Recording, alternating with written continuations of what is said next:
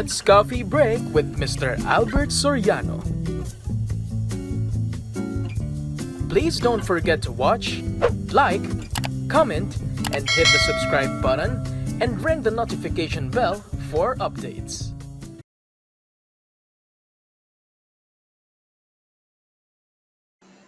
Okay.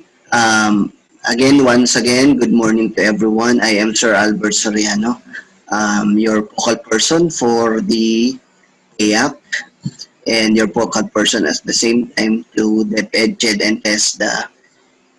At the same time, your college and school registrar. Ngayon po ay mag-start tayo to conduct our senior high school voucher program. Okay, as I remind everyone to please settle on your respective place. Make sure na nakapag-attendance kayo sa ating Google form so we can check and we can monitor those students who attended senior high school voucher orientation. For those students who will attend this afternoon, ay mag-attendance din sila through Google form, and to check whether they finish the orientation, magme-message sila dun sa link na ibibigay po natin mamayang hapon. Same with those students who cannot attend today. Okay? Bibigyan po natin sila ng panibagong day ng orientations for them to attend. Okay, once again, good morning. This is the Senior High School Voucher Program Orientation for La Verdad Christian College, Apalit, Pampanga.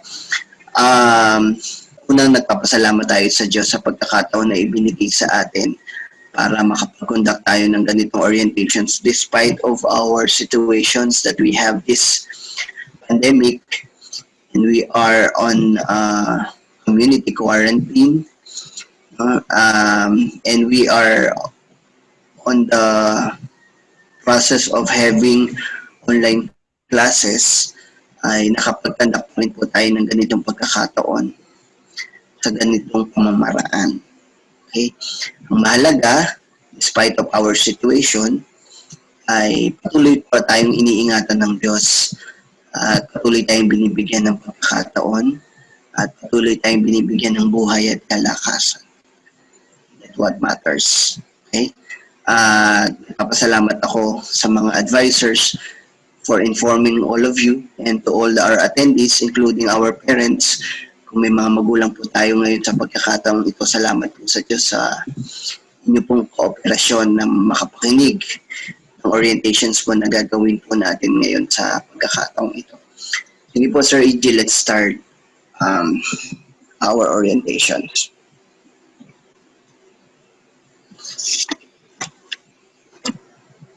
Sir E.G., let's start.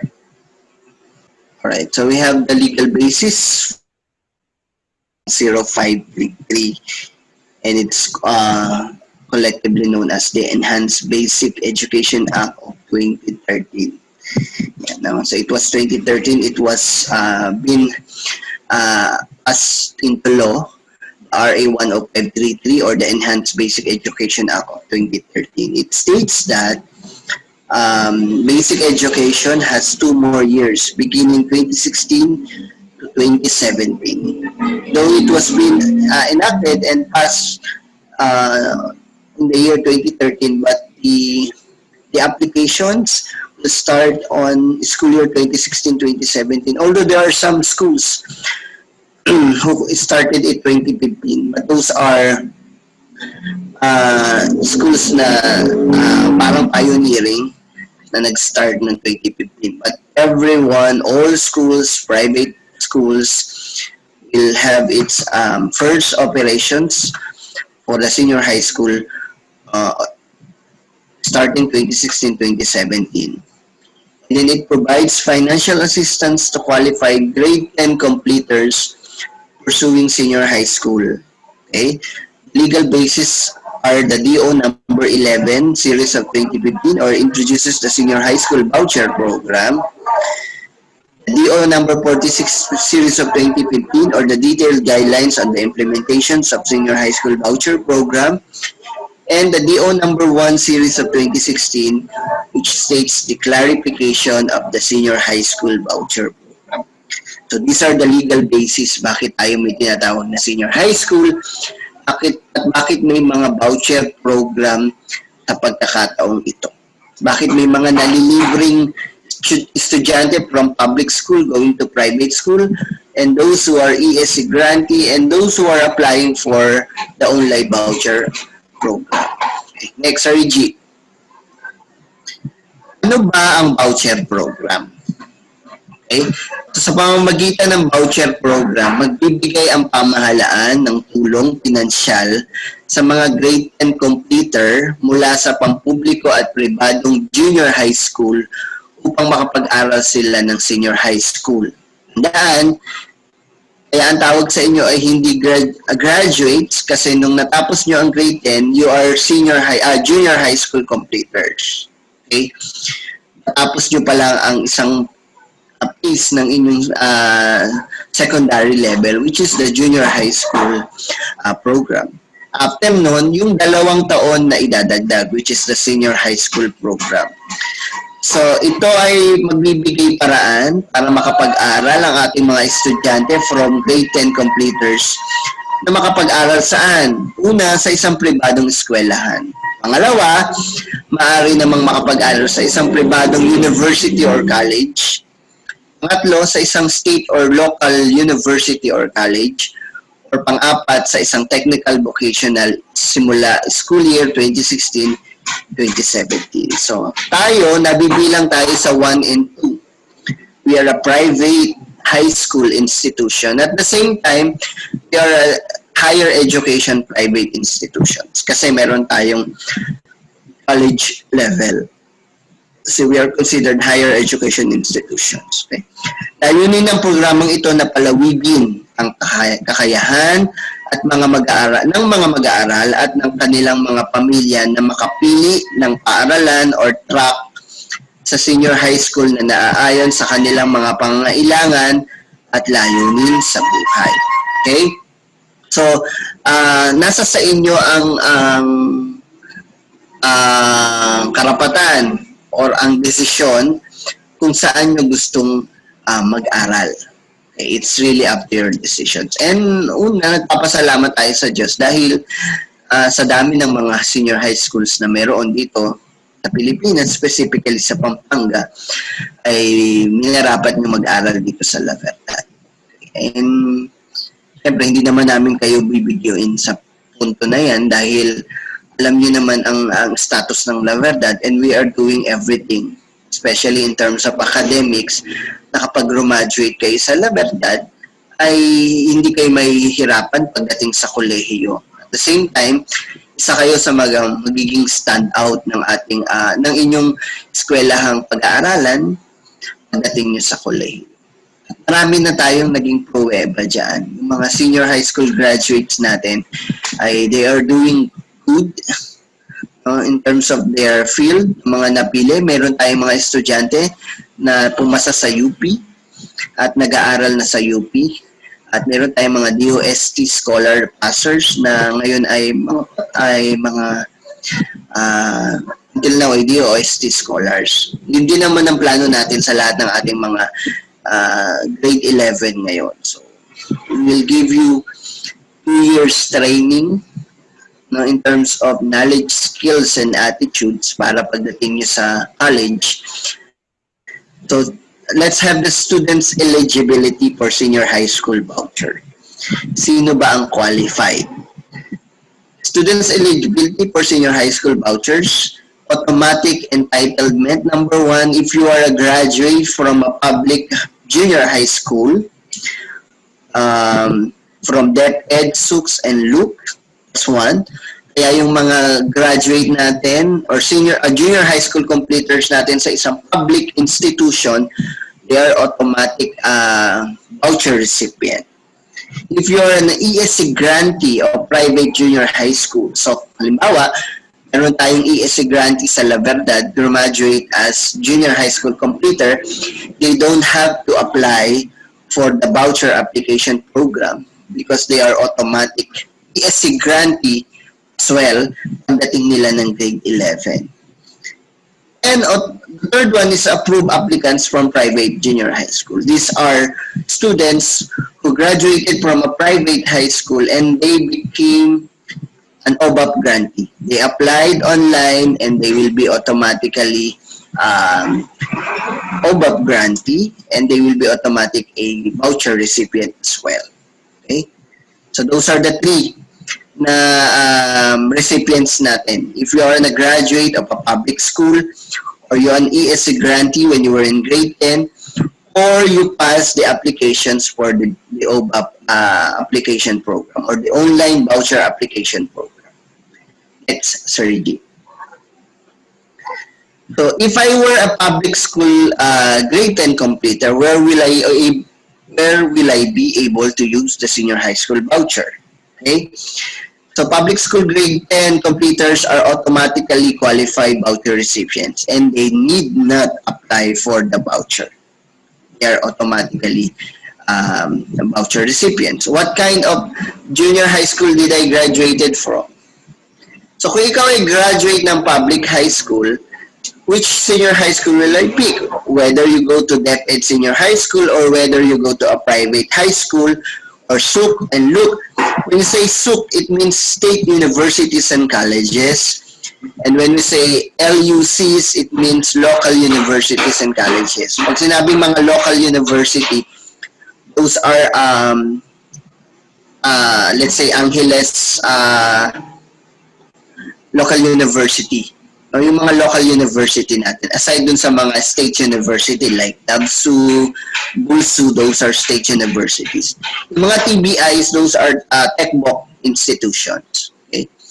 So, kung ang pipiliin mo ay DepEd Senior High School, then will I be using a voucher? You don't need to use the voucher because basically kapag mga public school, automatic libre ang pag-aaral simula kindergarten hanggang senior high school. Pero kung ang pipiliin natin ay private high school like La Verdad, and then we have to use the voucher program. School of choice may or may not charge or top up. What does it mean? Depende sa pupuntahan yung eskwelahan. Kung pupuntahan yung eskwelahan ay nagre-range ng 17,500. Meaning to say, you have to settle 22,500 pa. Something like that. No? Kasi 40,000 ang kailangan yung bayaran. So, yung in excess of the tuition and miscellaneous fee na allotted ng isang voucher recipient, yun pa ang kanilang babayaran. So, always remember, review schools of choice. Definitely, you have to consider the quality of the being offered by the institution. Okay? Dapat, siyempre, kilalanin nyo yung eskwelahan pupuntahan nyo. Check and understand the program offerings, the costs, and the top-ups. So, if you really want to go to a medical allied program for your college level, then you have to get a STEM program.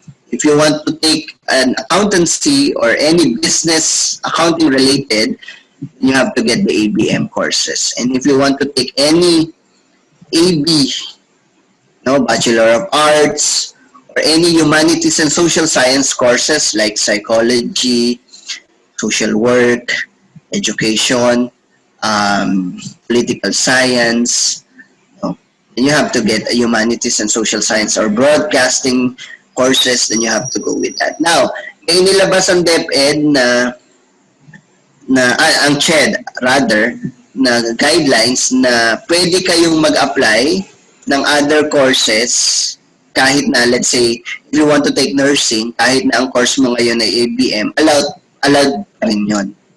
Still, students can take a nursing courses kahit na kayo ay ABM students sa senior high school. Yun nga lang, ang school ay merong tinatawag nating mga bridging program. Okay? Meron silang bridging program, meaning you have to go back to other subjects na usually ino-offer sa senior high school, pero dahil hindi mo nakuha, dahil iba yung track na kinuha mo nung ikaw ay senior high school. So, kumbaga parang may babalikan ka ibang subjects. Kaya ang lagi kong advice sa mga senior high school students, kung ano ang gusto mong course pagdating mo sa college, ang kuhanin mong track pagdating mo sa senior high school. Para wala kang babalikan, wala kang bridging program, tapos naka-align yung kukuhanin mo. Kumbaga na i-ready ka na ng senior high school pagdating mo sa kolehiyo. Imagine, you want to take nursing, ngayon ay nasa ABM ka. No, ang mga subjects ng nursing ay mga preparatory subjects for nursing are the STEM subjects like the bio, the chem, the physics. Diba? Na i-ready ka ng maayos pagdating mo sa kolehiyo. Titake ka ng accountancy, ang course mo ay STEM ngayong pagkakataong ito. Imagine, STEM ka ngayon, ang subject mo ay biology, chem, physics. Ang college mo, accountancy, dapat meron kang accounting 1, accounting 2. You have your basic finance, no, business finance, marketing, entrepreneurship. You should have your organization and management, no? Magtitake ka ng isang humanities and social science. Ngayon, pagdating mo sa college, tapos ang course mo ay STEM. Dapat you should have your creative writing, you should have applied social science, di ba? Basic social science, dapat iyon. So, ang lagi kong advice sa mga senior high school students natin is to align your senior high school track to your college course na gusto nyong i-take. Para na-ready talaga kayo sa senior high school nyo going to your college course. Para in the same time, pagdating nyo sa college, wala rin kayong bridging program na papasukan. Naka-ready kayo, naka-align. No? Kaya sa La Verdad, no, mga anak ko, allowed lang namin ng shifting. No? Since grade 11 kayo, we will allow shifting only after first semester. Our first semester will run from August, nung nag-start kayo ng inyong mga simulation classes, that is already part of your first semester, until December. Okay, until December. You'll have your final examinations until December. Then you will have your second semester. Bago matapos ang December, actually, mag-start na kami na mag-survey who will have their shifting. Those students who would like to shift another track pagdating ng second semester. Okay? So, ang advice ko, dahil hindi na tayo makakapag-change dahil ongoing na tayo, plus, yan talaga yung pinili nyo. Pero please, do I really want to take, ayaw ko ba talaga ang course na STEM until grade 12? Can I survive? Okay? Or it's really the ABM na para sa akin. Gusto ko ba talaga yung mga courses under the ABM? Okay? So, pag-isipan nyo mabuti, mga anak ko, no? You have your September until December. Magsa-survey na kami bago matapos. Kasi right after na makapag-ship kayo ng second sem, or right after the second, it will no longer allowed. So, after nyo, halimbawa, grade 11, ABM kayo, tapos nyo yung shifting. Why? Kasi, first semester ng grade 11, 3 majors na kayo. Second sem ng grade 11, 2 majors. Imagine, that's already 5 major subjects na behind nyo. Allowed namin na from grade 11 per sem, dating ng grade 11 behind. Kaya lang, pag nag-shift kayo, second sem may 3 major kayong babalikan. Regular subject, kayong 3 subject or major subjects na binabalikan. So, if you have 10 subjects second semester plus 3 subjects, then you have 13 subjects. Sige, next, Sir G. Right, what kind of junior high school did I graduated from? Kanina, if you're a graduate of a public institutions, what if kung ikaw naman ay graduate ng private high school? Tingin mo ng grade 11, you are a qualified voucher recipients. Parang katulad ka ng public high school graduate Pagdating mo na high school, automatic na ESC ka pa rin. So, automatic qualified voucher recipients ka pa rin. What if hindi ka ESC grantee? You're not an ESC grantee at voucher application program. Or does not apply or enroll at DepEd High School. Does not apply enroll at DepEd Senior High School. So, pwede naman, hindi ka ESC grantee, your options maybe you have to transfer. Or does not apply self-finance. Meaning to say, kung hindi ka naman mag-a-apply, the miscellaneous, okay? So you have three options. Whether you apply for a well and good. Kung conditional, please, ay hintayin nyo na magpasado kayo. But sabi ng PEA ng conditional has a big chance to become voucher recipients. Tiyagain lang na kumplitohin lahat ng requirements at maghintay ng decision. Kung hindi ka naman mag-apply ng voucher at wala ka naman din pang finance, then your options might go to enroll for a public institutions. Or kung ayaw mag-apply din ng voucher, pwede namang magbayad. Pero ang kagandaan sa La Verdad, kung mag-abayad ka at hindi ka nag-apply ng voucher, wala naman din tayong binabayaran pagdating sa tuition fee kasi libre naman tayo sa tuition fee sa pamamagitan ng scholarship program na ino-offer ni Brad Eli sa ni Brad Daniel. Okay? So, yun lagi kong nire-reiterate na lahat kayo ay scholars ni Brad Eli sa ni Brad Daniel sa ating full scholarship grant. Kumbaga parang itong government subsidy na ito, voucher program, ay additional lang. Kumbaga, it's a support. Additional support sa inyong pag-aaral. Pero wala man ang voucher program ng senior high school, nananatiling mayroong full skip grant ang Brad Eli Soriano. Okay? Again, next, Sir G. So, voucher application procedures. So, what if kung mag-a-apply ka ng voucher applications? No, tandaan, those who graduated in public are automatic voucher recipient. Those who are ESC grantee, when they were in grade 10, are automatic voucher recipients. But for those who are not ESC grantee and does not graduate in public institutions, so you don't have any options but to apply or not to apply. Ways, manual and online, free of charge. Submissions of multiple application is highly discouraged. Okay? Kaya hindi kayo pwede or allowed na online ng maraming beses. Isang account lang. Kaya nga, nung sinabi namin kayo, there will be no multiple. Kapag ikaw ay galing ng pampublikong paaralan, public high school, automatic 100% ang marireceive na voucher. Kung mga ESC grantee, 80% ng voucher value ang inyong marireceive. Kung ikaw ay ESC grantee o kaya ay voucher application, tawag nating OVAP. Kung ipapasok sa isang state universities, 50% lang ang marireceive nyo. Next, sir. So, ang halaga ng senior high school voucher, tingnan nyo mabuti, hindi tayo kasi NCR. NCR or Vanties. Kasali tayo sa other cities and municipalities.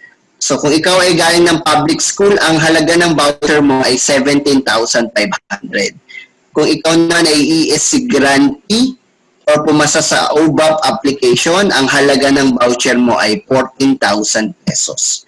Yan yung nagagamit ninyo kayo ay naaral sa isang private institution. Sige, next, G.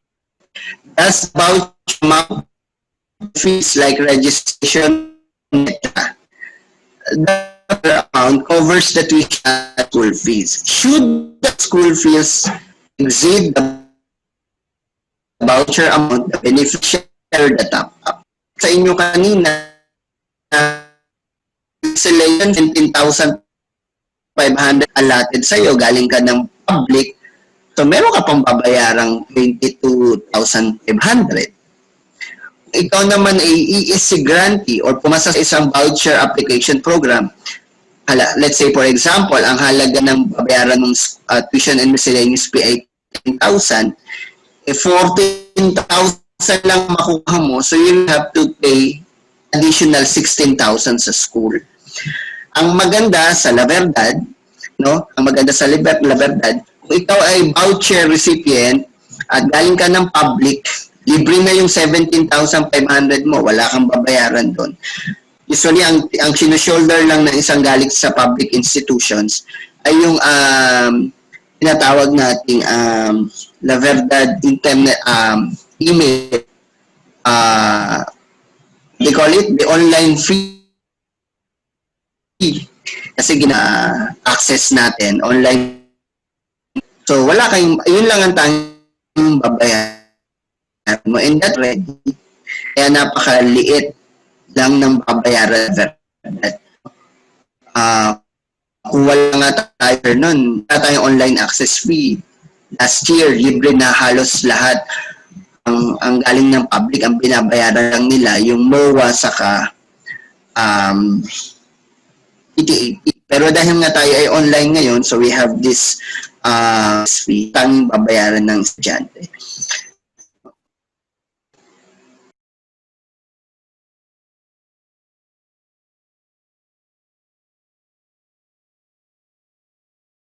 Payment of the voucher value will be given directly to the school.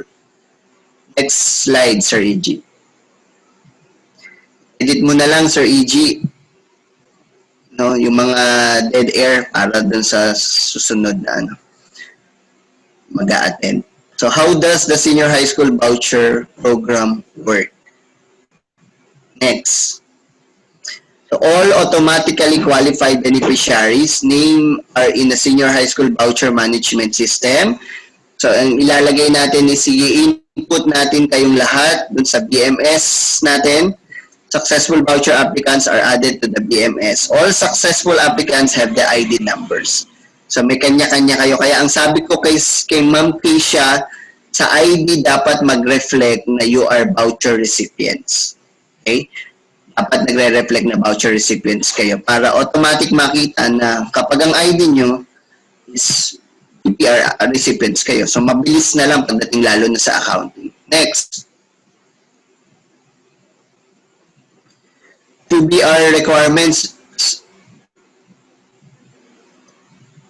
So basically ito yung sinasubmit nyo, no? PSA certificate, birth certificate, photocopy of your grade 10 report card with LRN, the certificate of junior high school completion, certificate of good moral, ESC grantee. For ESC grantee, ESC certification letter, na i-download yan, nakukuha yan sa former school if you're in ESC grantee. From junior high school principal, format is available through the EMC IMS, yung certification ng principal, and then qualification voucher applicants, the QBR certificates. So basically ito yung nire-require natin. Next. For now, hindi pa muna namin kinukuha ang mga requirements kasi kanya-kanya tayong lugar so hindi pa natin kinukuha yan. But we will set a certain date for you to submit all the documents. Next. Voucher validity. Hanggang kailan pwedeng gamitin ang voucher? So voucher covers only 2 years. Grade 11 and grade 12. If the BPP extend beyond 2 years, the voucher still covers only the first 2 years. Halimbawa, kayo nakagraduate ng 2 taon at kailangan nyo mag-exceed ng 3 taon, yung 3 taon hindi na sasakupin ng DepEd. It will be students who will pay for the other year. Kaya mas maganda simulan at tapusin ang senior high school ng 2 taon. Next. Terms for continued participations. Number 1, paano kayo pwedeng magdire-diretso? A BPB shall continue to be a participant of the senior high school voucher if they are promoted to the next grade level and is enrolled in a non-DepEd senior high school. So, halimbawa, na-promote kayo grade 11 going to grade 12 and you decided to go back to a public school No? Mateterminate na yun, syempre.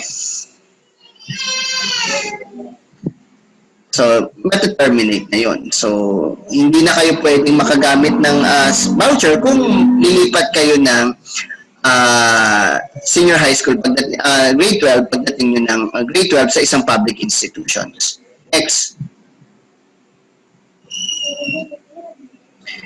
Reasons for disqualification, transfers, and leavers. Another thing, kapag, syempre, pag lumipat kayo nun, halimbawa, ESC, hindi naman ESC participants yung eskwelahan, pwedeng hindi ma-considered yun, no? Reasons for disqualification, dropouts in the middle of the school year. Halimbawa, sa pagkakataong ito, hindi pa natatapos ang buong taon o kaya ang isang semester na drop out ka, cut na ang pagiging voucher recipients mo. Does not re-enroll the following school year. Natapos mo ang grade 11, hindi ka nag-enroll ng grade 12, nakakat ang vouchers. Retain in the same grade level. Grade 11 ka ngayon, next year, grade 11 ka pa rin, cut ang voucher mo.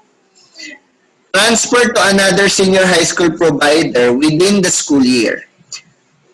La verdad ka per SEM. Second SEM, lumipat ka ng isang private institution, hindi pwede mong i-carry ang iyong voucher. Okay? Transfer to a DepEd senior high school provider. Natapos ka ng grade 11, magpa-public ka ng grade 12, nakakat ang iyong senior high school voucher program. Okay? So those are the reasons for disqualifications. No, drop out ka, hindi ka nag-enroll next year, na-retain ka as grade 11 next year, nag-transfer ka within the school year or within the semester, or lumipat ka sa public school. Those will be the reasons for disqualifications of the vouchers. Next. Reasons for disqualifications, the voucher program beneficiaries who drop out due to prolonged illness, accident, force majeure, or death of a parent or guardian may be restated in the senior high school voucher provided they submit relevant documents to the PAYAC National. So those are the reasons. Kung natigil ka dahil sa sakit, or aksidente, or namatay, or parent, no? Or may gera, may war, those can be considered restated, provided the voucher applicant or the voucher recipients will submit relevant documents to the PAYAC National Office. The documents to be submitted are to support their claim, especially for illness. So, sabihin, kung dahil natigil ka sa pag-aaral because of illness, dapat you should present a medical certificate issued by a licensed medical doctor. Or kung namatay siguro ang parent, you should present a death certificate for that particular matter. Next. Transfer to non-DepEd senior high school. QBR transfers are allowed. BPBs wish to retain their voucher subsidy may transfer only to another non-DepEd senior high school and only at the end of the school year. So, kailan pwedeng lumipat? After a school year, pwede naman. Walang problema yan. At hindi naman namin kayo pinipigilan. It's really up to your decisions. Pero syempre kami, bilang tinanggap namin kayo ng grade 11 dito, ang aming paniniwala ay gusto nyo sa La Verdad. Kaya dito kayo nag-aral. And we would like to see you graduated here sa grade 12. Yun ang aming, syempre ang gusto naming mangyari dahil naniniwala naman tayo na maipoprovide natin yung talagang quality educations na gusto nyong makuha sa senior high school nyo in preparations for your college level. Next. So, transfer after the school year, the BPP may continue to participate in a senior high school voucher program in the accepting non-DepEd senior high school provider. However, the voucher amount to be received by the BPP in accepting school shall be the voucher amount of the accepting school or the voucher amount from the releasing school, whichever is lower. So, halimbawa, lumipat ka sa isang from La Verdad, nagpunta ka sa isang city school, hindi susundin yung city school na amount for voucher. Ang susundan, kung ang magkano yung voucher amount mo nung nag-aaral ka sa La Verdad. Okay? Ano nang mangyayari? Next. Reverse. So the voucher program beneficiaries who pass grade 11 but did not enroll for grade 12 succeeding school year are considered leavers. Leavers are disqualified from further participation in the senior high school voucher program unless the reason for leaving school is due to health reasons and provided further that the period of medical leave is not more than 1 school year. Leavers due to medical reasons may continue to participate in the senior high school voucher program. However, they are required to submit a medical certificate issued by a duly licensed medical doctor. So, we've been discussing this a while ago. So, maraming dahilan kung bakit matatanggal ang senior high school voucher program. But, if you will be, if you have to stop for a while after a school year because of the health reasons, then I guess you have to apply for leave of absence. Meron ganyan ang eskwelahan. Provided the reasons is sickness. No, at pwede rin natin i-apply yan sa PEA, provided na mag-provide tayo ng as a medical certificate issued by a duly licensed medical doctor stating that you really have to rest. Kailangan nyo muna magpagaling bago makapagpatuloy ng pag-aaral. So, you will be considered as leavers. At pag okay na kayo and you're going to go back after a year as grade 12, then might as well consider na grantee pa rin kayo ng program, ng senior high school voucher program. Next. Right. So, hanggang nagtatapos yung ating orientations, gusto ko lang reiterate, mga senior high school students. Sir EG, pakitanggal na yung para makita ko yung mga estudyante.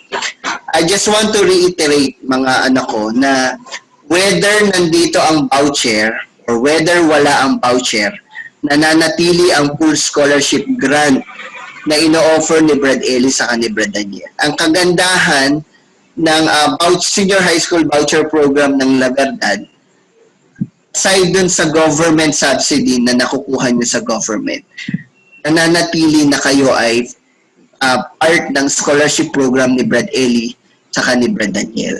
Okay? Automatic libre kayo ng mga tuition fee ninyo. Sinasagot na ni Brad Ellie sa ni Kuya Daniel ang inyong mga tuition fee. Kaya kung mapapansin ninyo, very minimal amount na lang ang isa-settle ninyo pag nag-aral kayo sa La Verdad. Whether you are full scholar or a partial scholar or partial ESC or partial voucher or partial OVAP. No? So, lahat kayo ay scholars ni Brad Ellie sa ni Brad Daniel. Ang kagandahan lang nito, salamat sa Diyos, dahil aside from the fact na kayo ay scholar ni Brad Ellie sa ni Brad Daniel, ay meron pa rin tayong subsidy na inaasahan sa gobyerno para mas makatulong sa inyong pag-aaral. Okay? So, we are very thankful with that. Salamat sa Diyos sa pagkakataon na ganun. Kaya, ang inaasahan natin, ay makapag-aral kayo ng mga ayos. Definitely, merong grade requirements tayong inaasahan. Sa voucher program ng gobyerno, basta naipasa nyo ang grade 11 ninyo, pwede. Okay? Pwede kayong magpatuloy. Pero sa La Verdad, hindi natin pinapayagan na ganun lang ang setup natin. Whether you are a partial scholar or a full scholar, automatic, you really have to maintain a certain grades. Ayaw natin sa estudyante ng La Verdad na petics, easy go lucky. Whether mag-aral, whether hindi. Whether mag-submit ng requirements sa LMS o hindi. Whether gumawa ng assignment o hindi. Sa atin, hindi ganon. Sa kanila, pwede, basta pumasa ng grade 11, okay na, voucher recipients pa rin pag grade 12. Tayo hindi, mga anak ko. No? Nananatili na merong grade requirements ang La Verdad. At pag hindi ka nagpabuti ng pag-aaral mo, kahit voucher recipients ka pa, tatanggalin ka namin pagdating ng grade 12. Okay? Ano ba ang mas gusto nyo? Eskwelahang okay lang kahit hindi ka nagme-maintain ng grades, basta pumasa ka ng 75, lahat ng grades mo 75, recipients ka pa rin pagdating mo ng grade 12, or you are guided and guarded na dapat nasa La Verdad ako, mag-aral ako ng mabuti. No? Hindi dahil gusto ko mag-maintain ng grades, kundi dahil gusto mo na maging maganda ang experience mo at maging mas prepared ka pagdating sa kolehiyo. Yun ang ini-insist natin na gusto naming reiterate sa inyo. No? Huwag kayong mag-maintain ng grades dahil gusto nyo lang ma-maintain yung scholarship program. Definitely part yun. Pero dapat, ang thinking natin mga grade 11, gusto nyo mag-aral ng mabuti, gusto nyo makakuha ng mataas na grades dahil iyon ang nararapat sa isang estudyante ng La Verdad. Dahil gusto nyo may marating kayo sa buhay. Gusto nyo na kapag dating nyo sa kolehiyo, prepared kayo. At para sa inyo kasi yun. Sino ba mas matututo? Parent ba? No. Teachers ba? No. It's you, students, no, who will benefit from that, from the quality educations na ipinoprovide sa inyo. So mag-aral ng mabuti dahil iyon ang nararapat sa isang La Verdarian. At iyon ang kultura ng isang La Verdarian. Okay? Ang La Verdarian, nag-aaral ng mabuti based on our orientations, masikap at masipag sa pag-aaral. No? Aside from the fact na ang mga La Verdarians ay disiplinado, no? Isang mapag-aral na bata, masunurin sa magulang at may takot sa Diyos. Yun yung gusto namin laging instill sa inyo. Okay? So mag-aral ng mabuti, masaya po kami dahil nandito kayo sa La Verdad. Pinili nyo ang La Verdad to be your second home. Kahit nag-aaral kayo ay nasa bahay pa rin kayo. But we cannot do anything about it. We have this pandemic. And hopefully by next year sana, God willing, no, mabigyan tayo ng pagkakataon na makapag-aral tayo sa isang physical setup na pag-aaral sa loob ng eskwelahan ng La Verdad. Okay? Yun ay inaasahan natin, yun ay kung ipapagkakaloob ng Diyos na malagpasan natin yung pandemic na ito. No? Salamat sa Diyos sa inyong pakikinig. Ingatan nawa ang bawat isa. At inaasahan namin na ang bawat La Verdarian ay magiging isang asset ng lipunan dahil sila ay mga mapagmahal na anak at masunurin, no? At may takot sa Diyos. Is there any question? Okay. So, I guess wala naman tanong. Reminders, make sure na nakapag-attendance kayo using your Google form. Both the students and the parents, ha? Both the students and the parents. Sa Google form, dalawa yung question namin. Attendee number 1, student. Attendee number 2, parent. Now, kung ang parent ninyo hindi naka-attend ngayon, magbibigay kami ng link sa YouTube kung saan pwede mapan ni parent yung ating recorded copy. I-edit lang ni Sir EG para yung mga dead air natin mawala.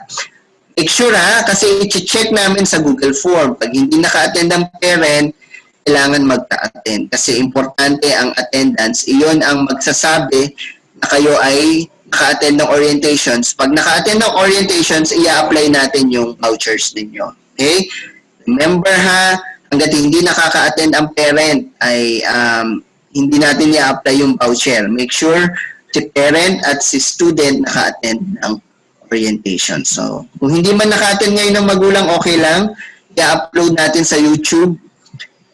Bibigay namin yung link. At least sa YouTube, pwede nang at anytime. Pwedeng gabi, pwedeng umaga, pwedeng madaling araw silang manood kung anong oras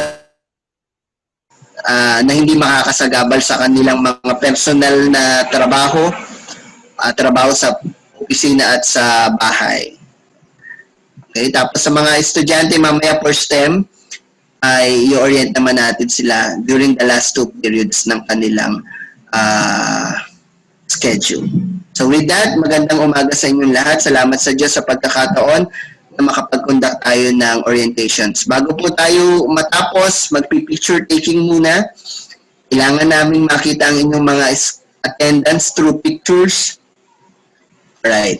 Excited na ako ma-meet ang mga grade 11 kasi gusto ko ako humawak ng research ng grade 11. Ay, pagdating na ng grade 12. So, siguro sa grade 12 na tayo magkikita-kita. Tanungin niyo yung ibang mga grade 12 ngayon. Bago sila matapos ng research, dadaan sila sa akin. At bago kayo matapos sa research, sisiguraduhin kung maayos ang research ninyo. Anyway, salamat sa Diyos mga anak ko. Salamat po sa lahat ng magulang na nakasama po namin sa pagkakataong ito. Ingatan nawa po ang bawat isa. Good morning to everyone and hope to see you soon. Ingatan nawa po ang bawat isa.